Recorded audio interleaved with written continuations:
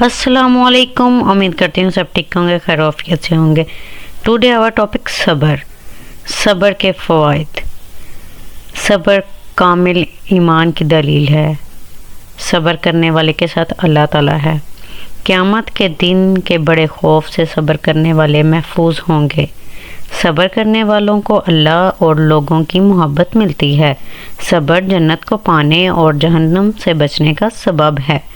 صبر کرنے والے پر اللہ تعالیٰ کی رحمت و برکت نازل ہوتی ہے۔ صبر حسن خاتمہ کی دلیل ہے۔ اللہ ہم سب کو صبر کرنے کی توفیق دے۔ اور کہا جاتا ہے کہ مشکلات زندگی کا حصہ ہیں، لیکن جب مشکلات آتی ہیں تو انسان صبر و تحمل سے کام نہیں لیتا۔ صبر کرنا ہی ایک مومن انسان کی نشانی ہے۔ لیکن صبر کے جو ہیں وہ بے شمار فوائد ہیں، دنیاوی زندگی میں بھی اور آخرت میں بھی۔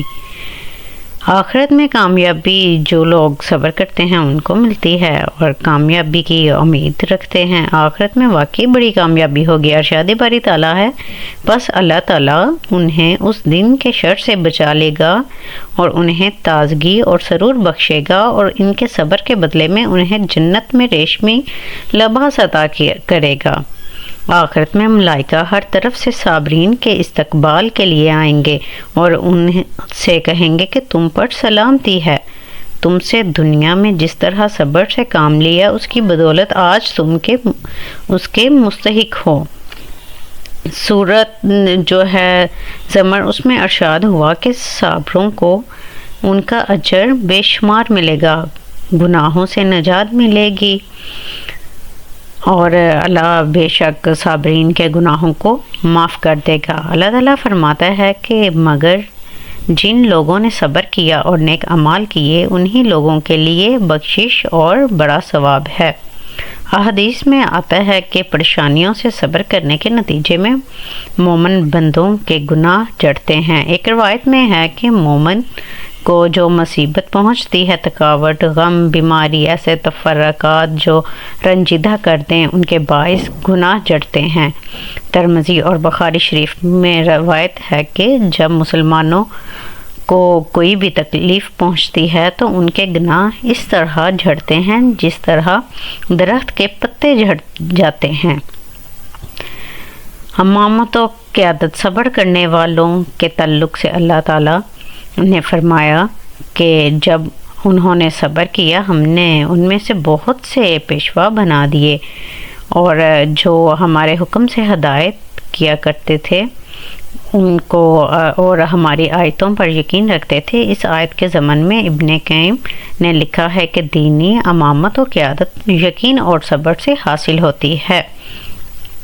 یاد کرو کہ جب ابراہیم علیہ السلام کو اس کے رب نے چند باتوں میں آزمایا اور وہ ان میں پورا اتر گیا تو اس نے کہا کہ میں تجھے سب لوگوں کا پیشوا بنانے والا ہوں۔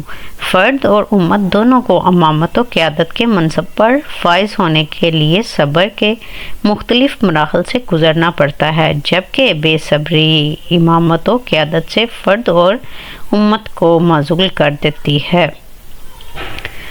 فرد و قوم کو حزون اور باوقار بناتا ہے۔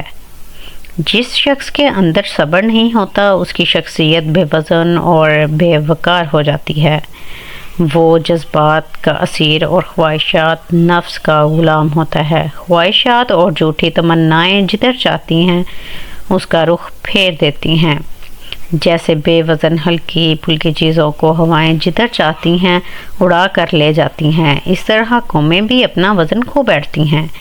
جس کے افراد کی اکثریت متانب و سنجیدگی اور تدبیر و خاموشی سے مرحوم، عجلت پسند اور جذباتی ہوتی ہیں۔ مومن صابر، سنجیدہ اور باوقار ہوتا ہے۔ ایک مومن کا جس قدر شریعت پسند اور جس پر یقین ہوتا ہے اس قدر مصائب پر صبر کی قدرت حاصل ہوتی ہے۔ اللہ کا فرمان ہے کہ پس صبر کیجئے، بے شک اللہ کا وعدہ ہے، حق ہے اور آپ کو کافر بے وزن نہ کرتے۔